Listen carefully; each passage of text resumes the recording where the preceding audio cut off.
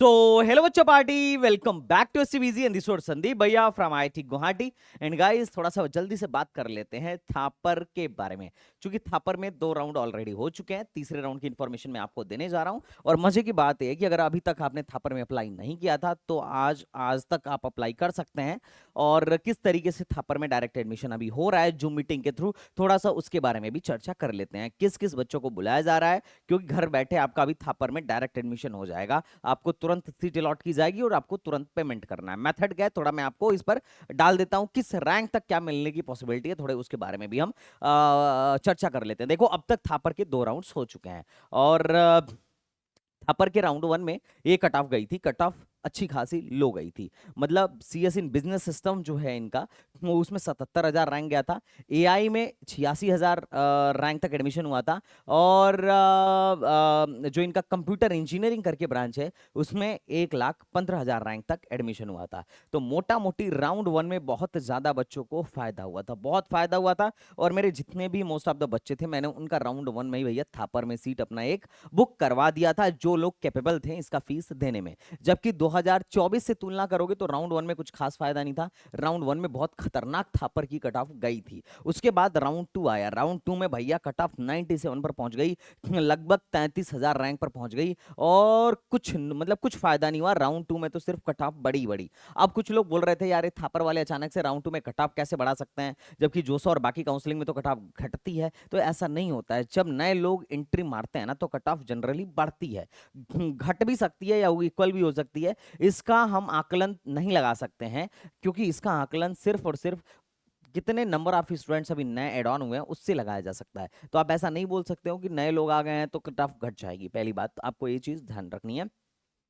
तो राउंड 2 में cut off थोड़ी सी लो चली गई थी। कंप्यूटर साइंस 97 तक गया था, और लास्ट जो एडमिशन हुई थी 96 परसेंटाइल तक डीएसएनएआई में हुई थी। ये चीज आपको समझ में आनी चाहिए। उसके बाद अब जो है, अब 2024 में यार देखो कट ऑफ ये रही थी इनकी, पंजाब और आउटसाइड पंजाब की जो 2024 की कट ऑफ थी, तो 2024 की कट ऑफ की तुलना में 2025 में तो इस साल बहुत अच्छा खासा वेरिएशन आया। अब मैं थोड़ा सा बात करने वाला हूं आपके लिए राउंड 3 के बारे में। जिन लोगों को, जो लोग अप्लाई करने जा रहे हैं थप्पर में वीडियो देख के, पहले मैं थप्पर की फीस बता दे रहा हूं भैया। 25 लाख सिर्फ ट्यूशन ट्यूशन फीस लगेगा टोटल। और उसके अलावा अगर आप यहाँ पर एडमिशन ले रहे हो तो बाकी रहने वहने का खर्चा मिला के जो है टोटल 35 लाख तक पड़ जाएगा। 30 से 35 लाख अगर जेब में हो या जुटा सकते हो, तभी थापर में अप्लाई करना। देखो आरओआई अगर तुम देख रहे हो, देखो थापर बहुत पुराना है, नो डाउट। थापर की बहुत अच्छा इंफ्रास्ट्रक्चर है, नो डाउट, है ना।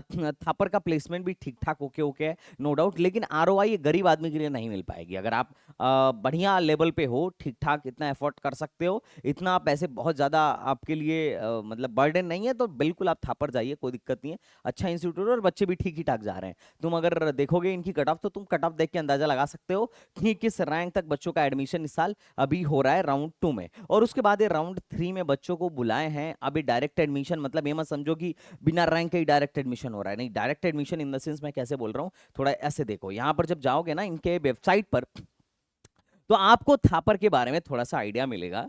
नोटिस रिगार्डिंग थर्ड राउंड में इन लोगों ने बताया है कि भाई जूम लिंक से एडमिशन होगा। कल ही आया था नोटिस, कल। अब चूंकि 82 पे मैं बहुत ज्यादा बिजी था, मैं बना नहीं पाया। जितने भी एसटीबीजी के स्टूडेंट, जिन लोगों ने भी अभी तक अप्लाई किया है, ये वीडियो मैं बस आपके लिए और जो अपने रेगुलर व्यूअर्स हैं उनके लिए मैं बना रहा हूँ, है ना। तो ये जो है, जो चीज़ है थर्ड राउंड के मैं बारे में थोड़ा सा आपको बता देता हूँ। थर्ड राउंड में जो एडमिशन होगा, ये आपका कैसे होने वाला है, जूम लिंक के थ्रू होने वाला है। थर्ड राउंड के बाद जूम ही लिंक खुल गया भाई, है ना। चलो कोई नहीं, फिर से इसको खोल लेते हैं। थर्ड राउंड के बाद अगस्त में, आई थिंक 11 अगस्त को, एक बार फिर से इनका स्पॉट राउंड भी होगा। अब थर्ड राउंड में इन्होंने कुछ रिस्ट्रिक्शंस लगाया है आउटसाइड के लिए। देखो, जो पंजाब वाले हैं, 26 तारीख को होगा। 26 तारीख को ये लोग सीटें अलॉट करेंगे और तुरंत आपको पैसे देने पड़ेंगे। कितने पैसे देने पड़ेंगे, कितने पैसे देने पड़ेंगे, तो यहाँ पे इन लोगों ने लिख दिया है कि भैया इतने पैसे देने पड़ेंगे, है ना। 3,42,500 रुपए तुरंत तुरंत, है ना। Including fees of first semester.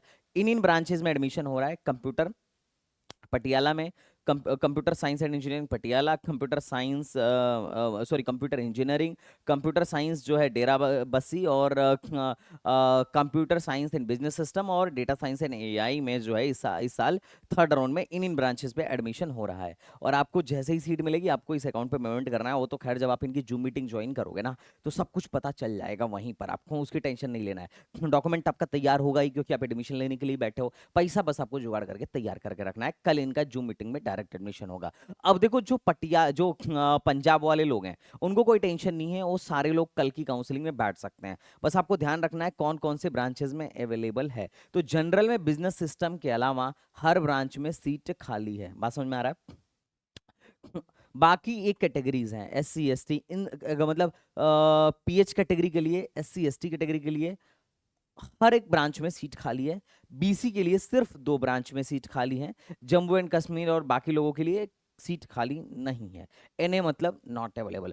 तो पहले आपको चेक करना है कितनी सीट खाली है। इसकी इंफॉर्मेशन इन लोगों ने एक्चुअली लीगली अपने पोर्टल पर डाला नहीं है कि कौन से ब्रांच पे कितनी सीट कितने कैटेगरी के लिए खाली है। बस इन्होंने ये बता दिया है कि ये जो है इस ब्रांच के लिए, मतलब इस कैटेगरी के लिए इस ब्रांच में सीट खाली है। ये आपको थोड़ा सा समझना पड़ेगा।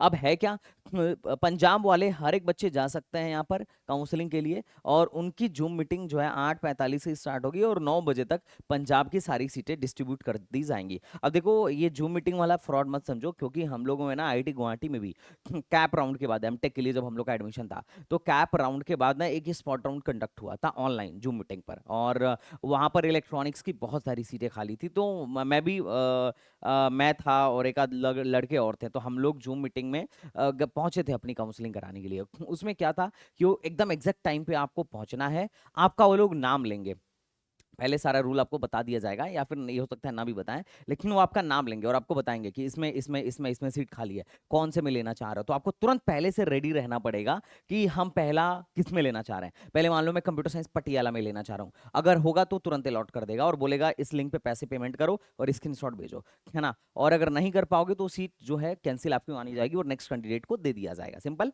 अगर मान लो उस टाइम पे क्या आपको लेना है, आपका एकदम माइंड मेकअप एग्जैक्ट होना चाहिए, है ना, ये बात ध्यान में रखिएगा।